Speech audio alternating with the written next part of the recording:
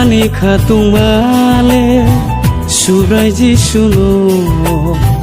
thimani ulomo mothang jang nano Ani khatung male jukha sakawo thimani ulomo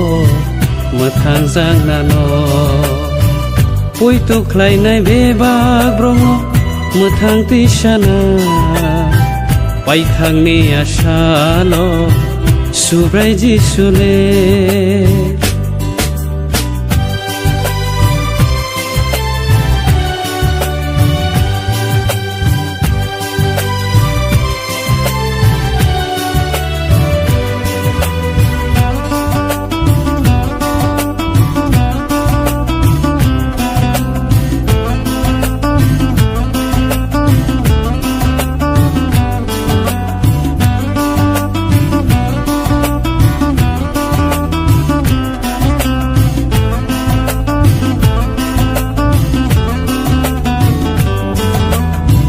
Jukhani sengsa sao bebak senamja tong thong ma bai kuplung aro hak sang bo kuplung Jukhani sengsa sao bebak senamja tong thong ma bai kuplung aro hak sang bo kuplung tabu kham jaro Aro mukti huai rezanga Tabog leng sang borogro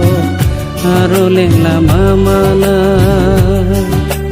Tabu kakam zaro Aro mukti huai rezanga Tabog leng sang borogro Aro leng lama mala Ani khatung male Subrai ji suno thimani ulomo mothang jang nano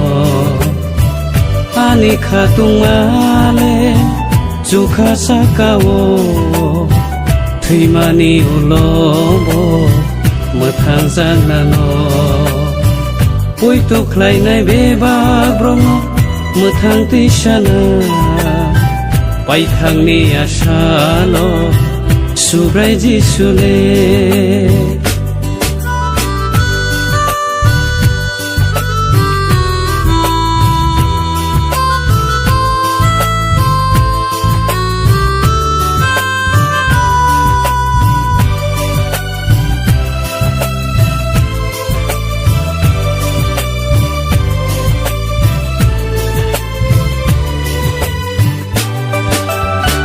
Subrayung jisu rosa kathaya Kothoma kahamno kelanggai thangkha Ang tabukina nangnai bini mothang mani Hakorongo Holani samenggo senam kha jisu Mor brung tong thong suk no hao Holani tong thai bo senam kha jisu Mor brung tong thong suk no hao Ani khatung male subrai ji suno thimani ulomo mothang jang nano Ani khatung male jukha sakawo